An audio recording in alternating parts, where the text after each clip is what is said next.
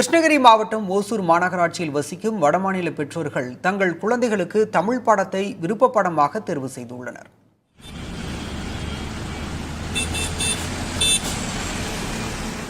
கை கடிகாரம் தொடங்கி கனரக வாகனங்கள் வரை உற்பத்தி செய்யும் 100க்கும் மேற்பட்ட நிறுவனங்கள் இயங்கி வரும் பகுதி ஓசூர்.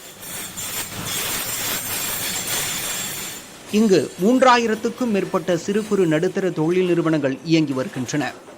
அவ்வாறு இங்கு குடும்பத்துடன் தங்கி பணிபுரியும் வடமாநில தொழிலாளர்கள் அருகில் உள்ள அரசு பள்ளிகளில் தங்கள் குழந்தைகளை சேர்த்து வருகின்றனர். ஓசூர் பேடரப்பள்ளியில் இயங்கி வரும் மாநகராட்சி அரசு நடுநிலைப் பள்ளியில் மொத்தம் 917 மாணவ மாணவியர் பயின்று வருகிறார்கள். இவர்களில் 200க்கும் மேற்பட்டோர் பீகார், ஒடிசா, அஸ்ஸாம், உத்தரப்பிரதேசம், ஜார்க்கண்ட் மாநிலங்களை பூர்வீகமாக கொண்டவர்கள். இந்த பள்ளியில் தமிழ், ஆங்கில வழியில் கல்வி தரப்படுகிறது. வட மாநிலங்களைச் சேர்ந்த குழந்தைகள் தமிழ் மொழியை விரும்பி படித்து நன்கு புலமை பெற்றுள்ளனர்.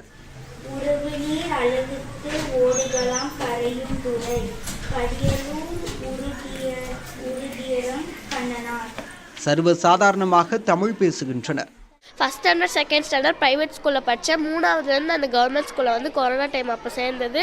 சேரக்குள்ள எனக்கு ஒரு பதட்டம் இருந்தது. எப்படி படிக்க போகிறேன், என்ன பண்ண போகிறேன்னு தெரியாமல் பதட்டு இருந்தேன். அப்போ தான் எனக்கு தெரிஞ்சிச்சு மிஸ்ஸுங்கெல்லாம் இப்படி எல்லாம் சப்போர்ட் பண்ணுவாங்கன்னு சொல்லிட்டு எங்கள் அம்மா இங்கே ஜாயின் பண்ணி விட்டாங்க. தமிழ் சுத்தமாக தெரியாது, ஹிந்தி தான் தெரியும். அப்போ எங்கள் ஃப்ரெண்ட்ஸு, டீச்சர்ஸ் எல்லாம் தமிழ் கற்றுக் கொடுத்து English words, Tamil words, maths எல்லாம் சொல்லி கொடுத்தாங்க. ஊர் உத்தரப்பிரதேசனா ஊரில் 4th 4ஆவதெல்லாம் படித்தேன். இங்கே வந்து 5ஆவதுல இது படித்தேன். திருப்பி என் ஃப்ரெண்ட்ஸ் எல்லாம் நம்ம ஃபஸ்ட்டு எனக்கு தமிழ் தெரியாது. திருப்பி ஸ்கூல் சேர்ந்துனேன். தமிழ் சூப்பராக இருந்துச்சு. தமிழ் ஃபஸ்ட்டு ரொம்ப கஷ்டமாகிடுச்சு. இப்போ 8th தான் படிக்கிறேன். இப்போ ரொம்ப ஈஸியாக இருக்குது தமிழ். என் ஃப்ரெண்ட்ஸ் எல்லாம் நல்லா சொல்லி கொடுக்குறாங்க. பிஆர்லேருந்து வந்துக்கிறேன். நான் இங்கே சின்ன வயசுலேருந்து இங்கே செட்டில் ஆகிட்டேன். 1ஆவதுலேருந்து நான் படிக்கிறேன். ஃபஸ்ட் எனக்கு தமிழ் வராது, எழுத வராது. இப்போலாம் எல்லாம் கற்றுக்கிறேன். இப்போலாம் எனக்கு ஈஸியாக இருக்குது. இந்த பள்ளியில் படித்த வட மாநிலங்களைச் சேர்ந்த மாணவ மாணவியரில் 15 பேர் மத்திய அரசு நடத்தும் ஆண்டு தேசிய திறனாய்வு தேர்வில் தேர்வாகி 9 முதல் +2 வரை மாதந்தோறும் 1000 ரூபாய் உதவித்தொகை பெறுகின்றனர். தினமும் பள்ளிக்கு வரும் வடமாநில குழந்தைகள் பள்ளி துவங்குவதற்கு முன்பு தமிழ்தாய் வாழ்த்து, திருக்குறள் ஆகியவற்றை கூறிய பின்பு வகுப்பறைக்கு செல்கின்றனர்.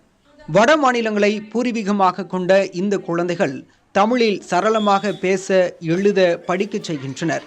இது காண்போரை வியக்க வைக்கிறது. புதிய தலைமுறைக்காக ஓசூர் செய்தியாளர் ஜெகநாத்.